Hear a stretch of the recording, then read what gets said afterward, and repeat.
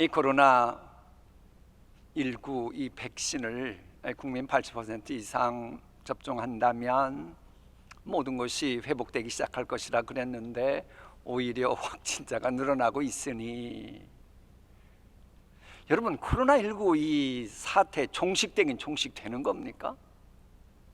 이럴 때 우리는 현실을 있는 그대로 운명으로 받아들이고 그저 맘 편하게 살아가야겠다 그러는 게 신앙인의 모습입니까? 아니면 이름에도 불구하고 이 사태가 종식되기를 소망하면서 살아가는 것이 성경적입니까? 여러분, 어제 오후에 눈이 많이 내렸잖아요. 눈이 많이 내리던 그때 여러분 소시적으로 돌아가자고요. 이육사의 광야라고 하는 시가 생각이 났어요. 지금 눈 내리고 어제처럼 혹독한 겨울에 눈 내리고, 저것은 일제의 압제로 인한 혹독한 현실을 말하는 겁니다. 지금 눈 내리고 매화 향기 홀로 아득하니, 이렇게 혹독한 현실이라도 봄을 알리는 매화 향기가 있다면 좀 견디겠는데 너무 아득하다는 거예요. 그럴 때 보통 사람들은 포기하지만, 그러나 나는 여기 가난하지만 별 볼 일 없다 할지라도 현실 극복하는 소망의 씨를 뿌려라라고 노래하는 거예요. 그리고 다시 천고의 뒤에 백마 타고 오는 초인이 있어, 즉 해방을 알려주는 초인이 있어 이 광야에서 목 놓아 부르게 하리라, 요 이야기. 물론 이 시를 지은 분은 해방을 맛보고 돌아가셨습니다마는, 그러나 하나님께서는 그때 당시 그렇게도 이 혹독한 일제 치하지만 소망을 갖고 있었던 그들을 긍휼히 여기셔서 결국 해방을 허락하셨지요. 이처럼 2021년 지금의 현실이 아무리 혹독하고 막막하다 할지라도 하나님은 분명 우리가 코로나19 후유증에서 해방되는 소망 갖기를 원하고 계십니다. 왜? 그것이 하나님의 뜻이기 때문입니다. 너희를 향한 나의 생각은 재앙이 아니라 장래의 소망을 주려는 것이라. 사실 오늘 우리가 봉독한 본문도요, 지도자의 오판 때문에 나라가 참으로 어렵게 됐어요. 그래서 본문 바로 앞에 있는 8장 마지막 절 보면 위를 보아도 땅을 바라보아도 환난과 흑암과 고통의 흑암이 계속된다, 이 표현이 나오고 있거든요. 그래, 그 다음에 나오는 오늘 본문도 보면 암울한 색깔의 단어들이에요.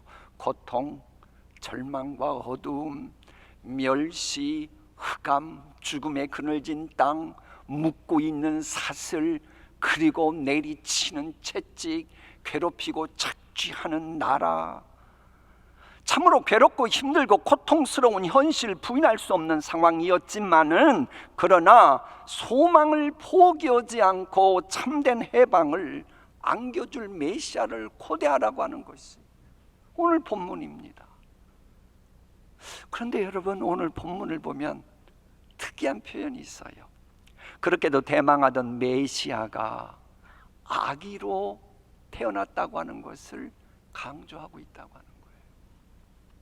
이제 우리 상식으로는 저 하늘에서 문제를 해결하실 그분이 내려오신다면 모든 전 세계 사람들이 우러러보는 황제나 위대한 정복자, 장군처럼 현현하셔야 될 것 같은데, 그럼 그때부터 문제가 풀리기 시작할 것 같으니까.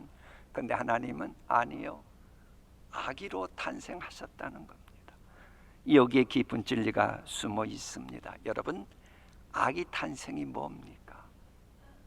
아기가 옹해옹해 탄생할 때는요, 이 아이의 엄마, 산모와 아버지와 할아버지, 할머니, 주변 사람들과는 전혀 물들지 않은 아기로 태어나는 겁니다. 현실과 전혀 오염되지 않는, 불행한 현실과 전혀 오염되지 않는 새롭게 꿈꾸는 소망의 문이 활짝 열림을 알리는 것이 아기 탄생이고, 그래서 헤롯 왕은 자신의 시대가 종말을 맞이하고 새로운 시대가 도래할까 봐 2살 이하 아기들을 다 죽이라 그랬던 거예요. 다 죽이라. 왜? 아기 탄생은 새로운 시대와 맞물려 있기 때문에 그래요. 그래서 여러분, 어떤 가정에 아이가 태어나잖아요. 이제 그 집안은 함부로 하면 안 됩니다. 왜? 그 아기는 이미 기존에 있는 사람들이 감히 어찌하지 못할 미래의 놀라운 상징이기 때문에 그래요. 왜? 그 아이가 새로 태어나면 이제 이 아이는 어떻게 될지 아무도 몰라요. 그만큼 아이라고 하는 것은, 아기 탄생은 소망의 문이 열림을 뜻하는 겁니다. 진실로 삶의 자리가 현재 어두운 색깔로 채석되었다 할지라도 그런 현실에 얽매이지 않는 소망을 가지려면, 그래서 우리 마음속에 말씀이신 예수님이 탄생해야지만 되는 거예요. 물론 이 아기가 태어나려면 하나님이 허락하셔야 합니다. 하나님이 허락지 않으시면 안 되지요. 우리의 고통스러운 현실 속에서도 장세전에 우리를 향한 그 말씀이 잉태되고 말씀이 구체화되려면 하나님의 도우심이 있어야 합니다. 그래서 여러분, 대림절기는 그저 성탄 노래 부르고 끝내는 게 아니고, 그 말씀이 내게 구체적으로 임하는 주님의 도우심을 앙망하는 기도가 반드시 있어야 되고, 그래서 성경에 보면 아기 탄생과 예수님 탄생과 관련된 모든 믿음의 선배들의 특징은 기도하는 분들이었어요. 하나님과의 관계가 아주 민감한 분들이었습니다. 그래 본문 다음에 7절은 뭐라고 말합니까? 만군의 여호와의 무엇이 열심히 이루시리라. 우리 힘으로 구원받는 것이 도저히 불가능하고 내가 해결할 수 있는 문제가 아니라 할지라도 도와주시려는 전능자 하나님의 열심이 있다면 이제 모든 것은 그때부터 새로운 역사가 만들어지는 겁니다. 하나님이 도와주시면 얼마든지 역전에 들어가마 전개되고 반전의 스토리가 시작되는 것입니다. 이사야서 오늘 본문을 보아도 이사야 8장까지는 절망스럽고 고통스러운 상황이 전개되다가 오늘 본문 9장이 되자 무엇으로 시작합니까?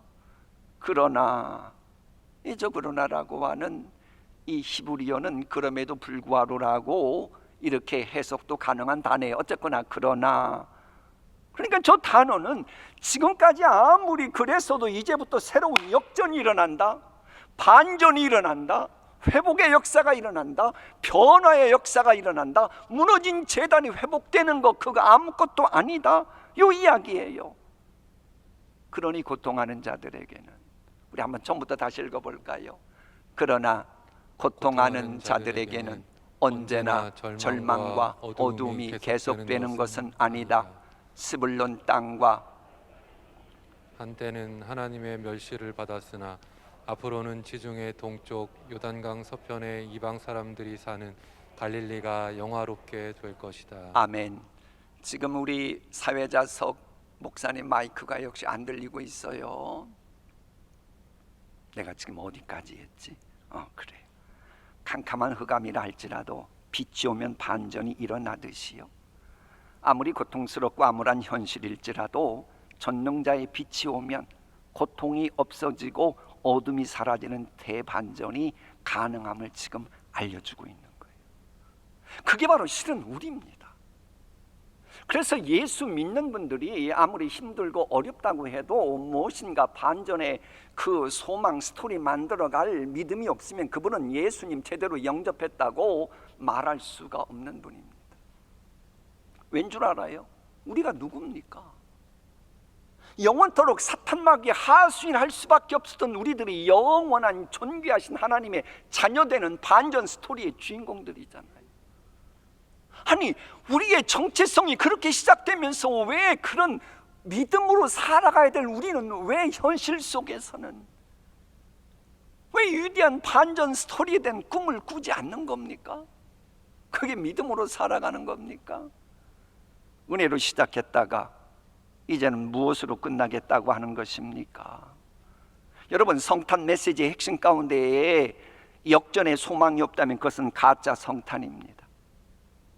이스라엘 백성들은 애굽에서 노예로 살아가는 처참한 상황이었지만은 하나님은 모세를 통해 역전시키셨어요. 노예가 자유인 되고 오히려 약속의 땅을 차지하는 위대한 행보가 만들어졌던 것입니다. 요셉의 스토리 보세요. 반전의 스토리입니다.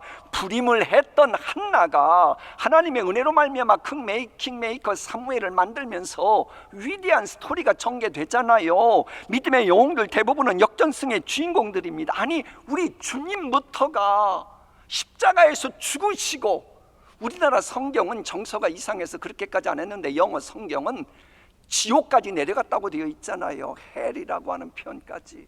거기까지 내려가셨지만 위대한 반전으로 부활하시고 승천하셨잖아요. 그래서 그분을 믿으면 우리 역시도 죽어도 부활해가지고 영생복락 누리잖아요. 그런 예수님 믿는다면 우리도 삶 속에서 얼마든지 이 반전의 스토리 만들어가야 정상입니다.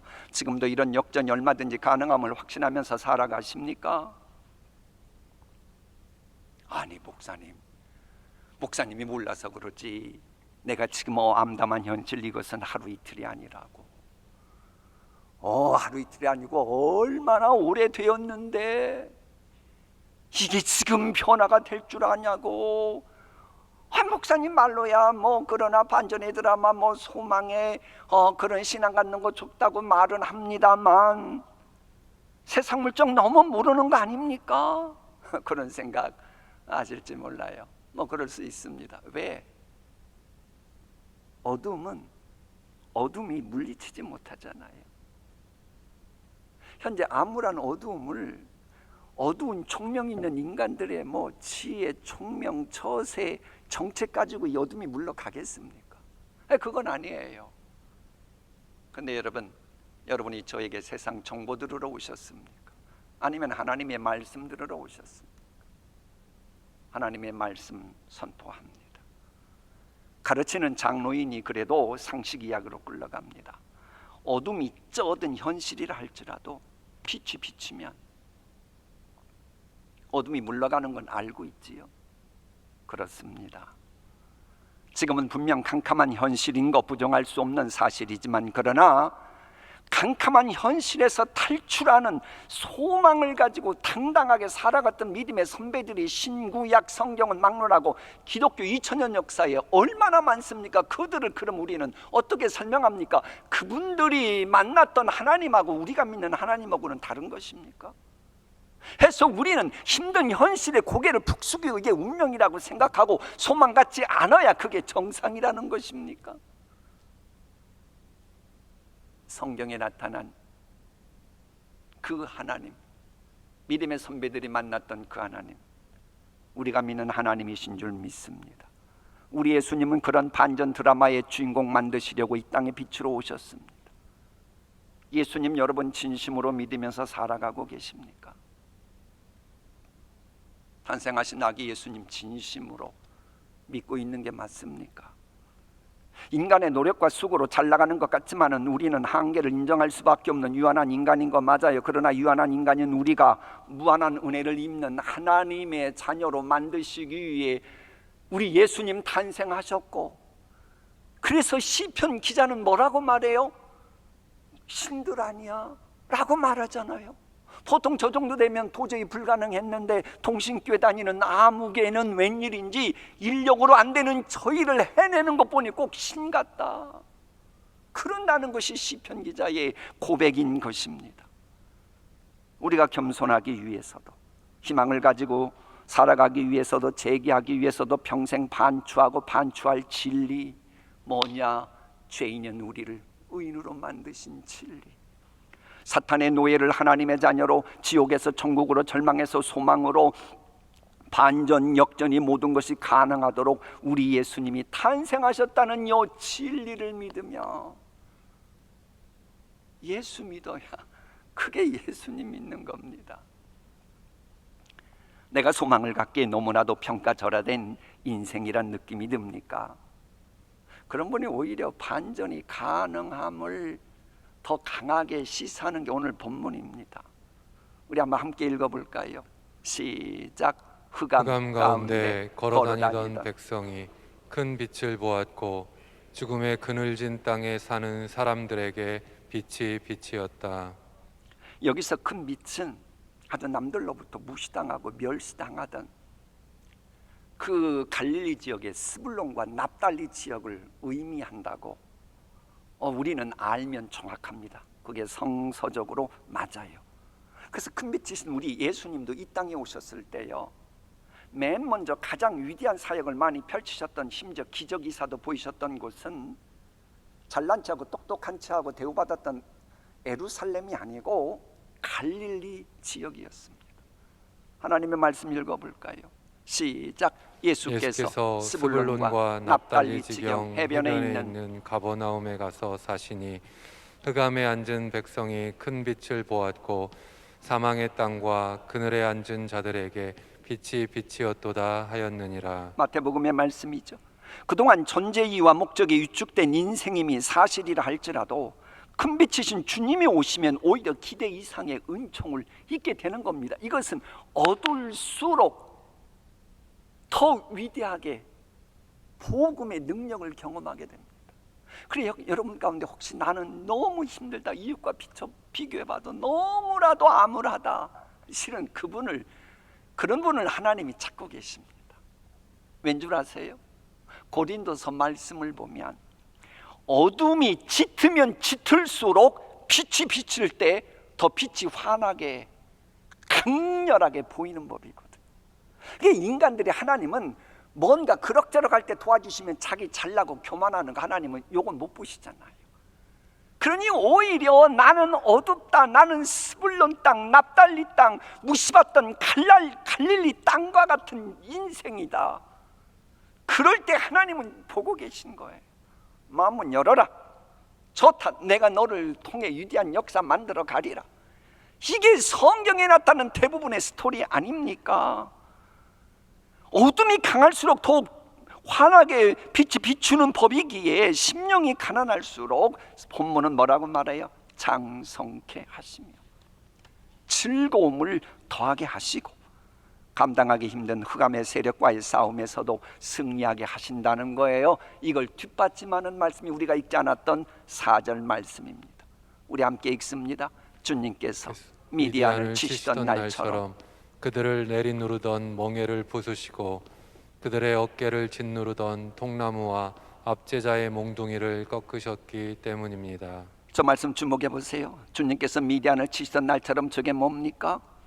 엄청난 미디안은 대단했었는데 기드온의 별 볼 일 없는 300명의 군사를 가지고 하나님이 역사하시다 미디안의 13만 명이 넘는 그들을 하나님이 졸지에 치시는 역전의 드라마가 이루어졌습니다.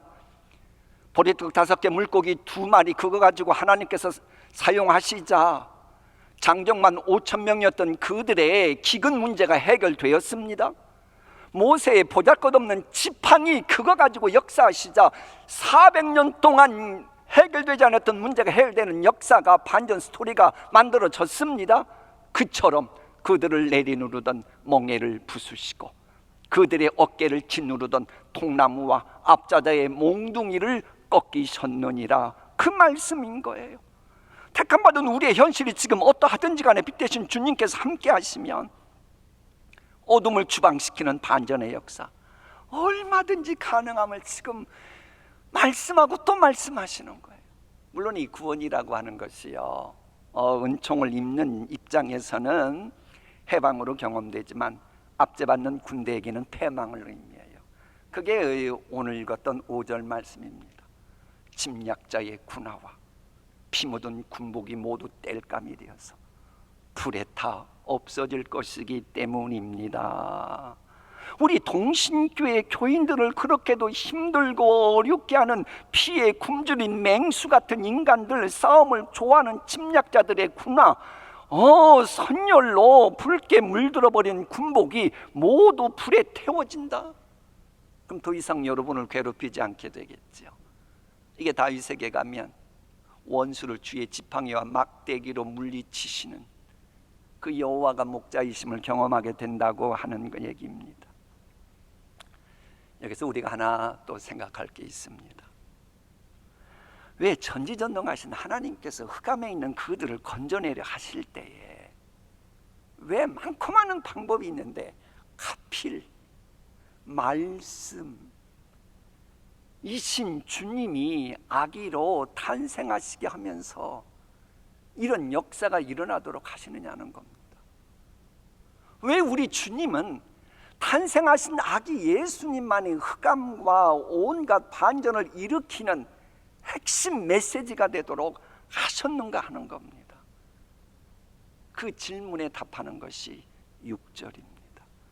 6절이 읽습니다. 한 아기가 태어났으니 그가 우리의 통치자가 되실 것이니 그 이름은 위대한 스승, 전능하신 하나님, 영원히 계시는 아버지, 평화의 왕이라 하리라. 이 보통 통치자들은 전문가의 의견을 청취하고 그리고 정치적인 고려를 하고 브리핑을 합니다. 그리고 잘하면 인기도가 여론이 엄청 올라갑니다. 정치적인 테크닉은 보통이 아니에요. 근데 시간 지나고 보세요. 그게 얼마나 먹히던가요. 인간이란 존재는 그렇습니다. 상황 따라 말이 바뀔 수 있고 정책이 바뀌는 그게 인간들, 통치자들입니다. 그러나 그들과 차원이 전혀 다른 통치자가 우리 예수님이라는 거예요. 그럼 통치자가 되려면 어떻게 해야 돼요? 저 본문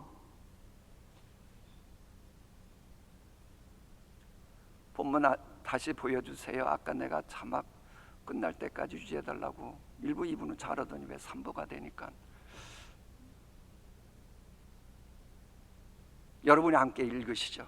제 마음이 편해야 되니까 물 마시겠습니다. 시작. 한 아기가 태어났으니 그가 우리의 통치자가 되실 것이니 그 이름은 위대한 스승, 전능하신 하나님, 영원히 계시는 아버지, 평화의 왕이라 하리라. 그가 우리의 통치자가 되실 것이니 그 이름은 뭐예요? 위대한 스승이에요. 통치자는 그저 끝나면 안 됩니다. 온 국민이 믿고 따르는 추앙하는 위대한 스승이 되어야 합니다. 그래야 진정한 주님이 인정하시는 통치자예요. 그래 우리 예수님 같은 경우에 대해서 이 말씀을 여러분 갖고 계신 성경은 기묘한 모사 그런 개념으로 설명합니다. 이에 대해서 오스왈트는 이사야 28장을 언급합니다. 주님의 모략은 기묘하며 지혜는 끝없이 높다. 성육신하신 성자 하나님은 어느 누구도 감히 생각지 못했던 놀라운 계획을, 여러분도 도대체가 그거 불가능했던 그 계획을 하나님은 여러분을 위해 세우시고 그리고 그것을 이루시는 분이라는 거예요. 그래서 위대한 스승이라는 겁니다. 꼬이고 꼬인 문제도 기묘한 방법으로 풀어가시는 묘수가 많으신 그분, 도저히 나의 힘으로는 해결될 수 없는 고민거리였고 그 어떤 누구의 도움으로도 극복할 수 없었던 사안이라 할지라도 얼마든지 해결하시고 극복하게 하시는 위대한 스승, 그분이 예수님이시라는 거예요. 그런 예수님으로 믿고 정말로 예수 이름 부르면서 신앙생활하고 계십니까? 그런데 여러분, 아무리 그렇게 위대한 스승이고 통치자라고 해도 나와 상관이 없다면 무슨 소용이 있단 말입니까? 그래서 본문은요, 그 위대한 스승이신 통치자이신 그분이 누구임을 뜻하는, 나와 상관이 있음을 뜻하는 단어를 연이어 말씀해 주십니다. 전능하신 하나님, 영원히 계시는 아버지시라. 현실이 아무리 암울할지라도, 그래서 저런 예수님 영접하면요, 하나님만이 하실 수 있는 모든 소망을 이제 내 것으로 끌어당길 수가 있게 되는 거예요. 참으로 어린아이 같은 이 단순한 이 방법처럼 보입니다만은 실은 이것이 혼돈의 굴레에서 벗어나게 하고 새로운 돌파구를 찾으면서 새로운 역사 만들어 가시는 하나님의 그 방법입니다. 그래서 이 진리를 깨달았던 사도 바울이 고린도전서에서 뭐라고 고백해요? 이 아기 탄생하시고 우리를 위해 죽으시고 부활하신 이 십자가의 도가 멸망받을 사람에게는 미련하게 보이지만 구원 얻는 우리에게는 인간의 힘으로 되지 않는 모든 것을 가능케 하는 하나님의 능력이라고 말하는 겁니다. 사실 우리가 예수님 이름 부르는 거 너무나도 당연한 이것을 제대로 하는 것은요, 오늘 이사야 본문을 보면 전능하신 하나님을 아버지라고 부르는 것이 된다는 거예요. 여러분, 아버지는 부양하는 자녀들을 돌보는 의무와 책임이 있습니다. 이것은 욥기에도 나오는 거예요. 함께 읽어볼까요? 궁핍한 사람들에게는 아버지가 되어주고 알지도 못하는 사람들의 하소연도 살펴보고서 처리해 주었다. 그렇다면 잘 보십시오. 전능하신 하나님, 그리고 영원히 계시는 아버지, 요걸 압축시키면 신약으로 가서 예수님 뭐라고 말씀하셔요? 하늘에 계신 우리 아버지요, 이렇게 나가는 거예요. 그래서 이걸 알려주는 우리 예수님의 별명이 하나님이 나와 함께 계시다 임마누엘이라 그런 거예요. 하늘, 우리가 다다를 수 없는 곳입니다. 그러잖아요. 하늘은 우리가 다다를 수 없어요. 전능하신 하나님, 우리는 감히 다다를 수 없어요. 그러나 아버지 하면 아버지는 늘 우리와 함께하는 친밀함이 있는 분이잖아요. 그러니까는 가장 멀고도 먼 전능자가 내게는 가장 친밀하고도 친밀하는 분이다. 이걸 지금 우리에게 알려주고 있는 것입니다. 전능하신 하나님이라, 영원히 계시는 아버지시라, 하늘에 계신 우리 아버지요. 저걸 잘 보세요. 하늘과 땅입니다. 왜 우리는 땅에 있습니까? 하늘과 땅의 이 엄청난 간격을 메꿀 수 있는 은혜, 예수 이름으로 이제 가능해진 것입니다. 할렐루야. 현실의 사실의 메인 내가 이제 벗어날 수 있는 초월을 가능하게 하는 그 메시지가 아기 탄생 메시지입니다. 유한한 나를 무한한 능력의 주님이 챙겨주시고 시간과 영원히 이제 연결이 되고 죄인과 성도의 저가 얼마든지 가능하게 되었습니다. 이게 뭐예요? 전능하신 하나님이 나의 아버지가 되셨기 때문에. 요즘 코로나19가 기승을 부리고 있는 현실 속에서 해서 불안이 더욱 가중되고 있다고 하는 현실이지만 그 모든 상황을 다 알고 계시고 해결하실 수 있는 전능자 하나님이 나의 아버지가 되신다. 그럼 여러분 마음속에 지금 어떤 생각이 들어야겠어요? 여러분 입에서 어떤 찬송이 나와야겠어요? 가정 식구들 만날 때 불평, 불만, 원망, 짜증이 나와야 되는 것입니까? 아니면 탄생하신 아기 예수님 마음속에 모셨다면 찬양과 소망의 언어가 나와야 되는 것입니까?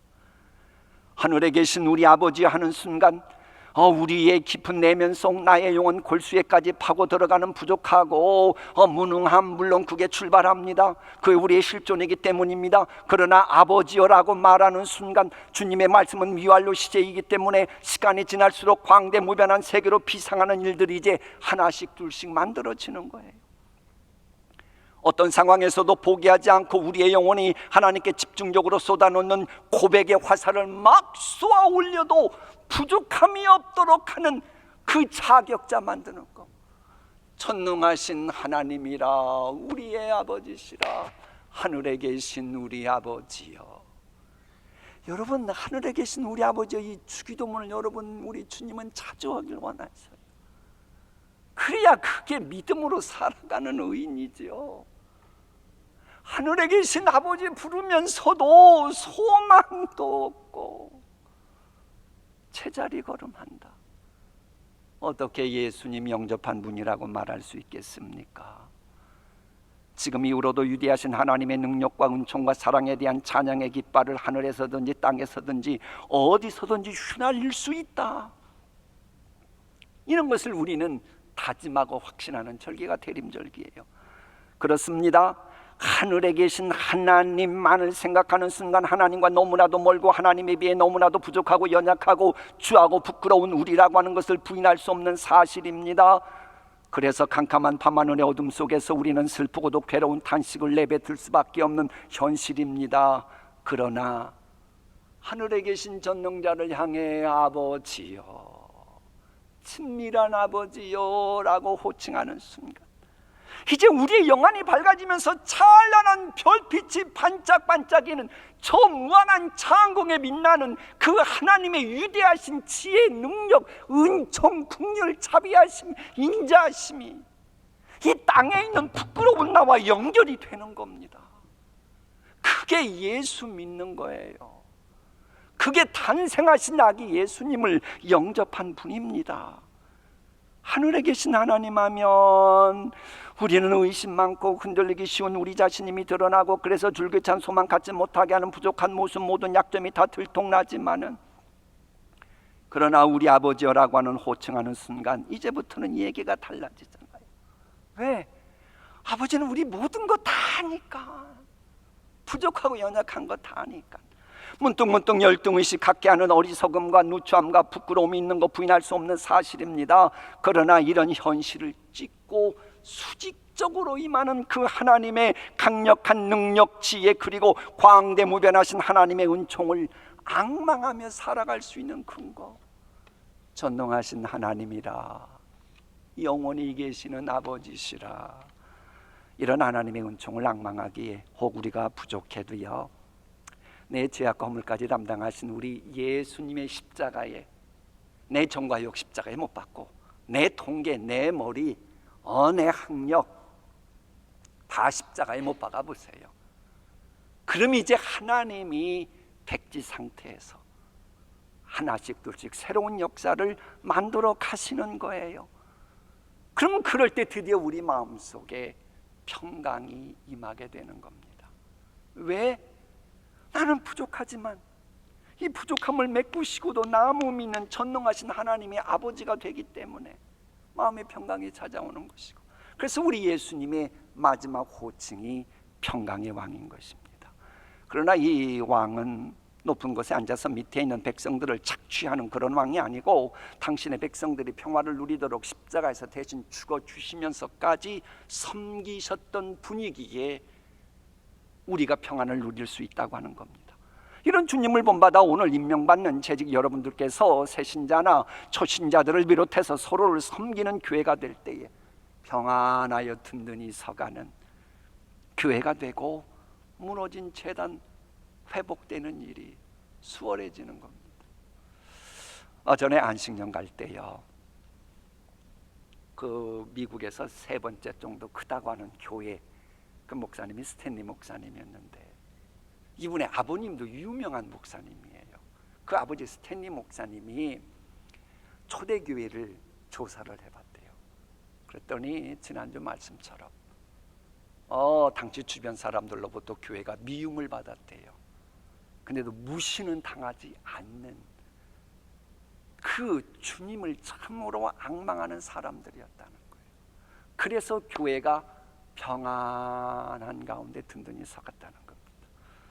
아무쪼록 탄생하신 예수님을 주인 삼아 평안한 가정이 되고 평안한 중에 든든히 서가는 우리 교회가 되었으면 좋겠습니다. 기도하십니다.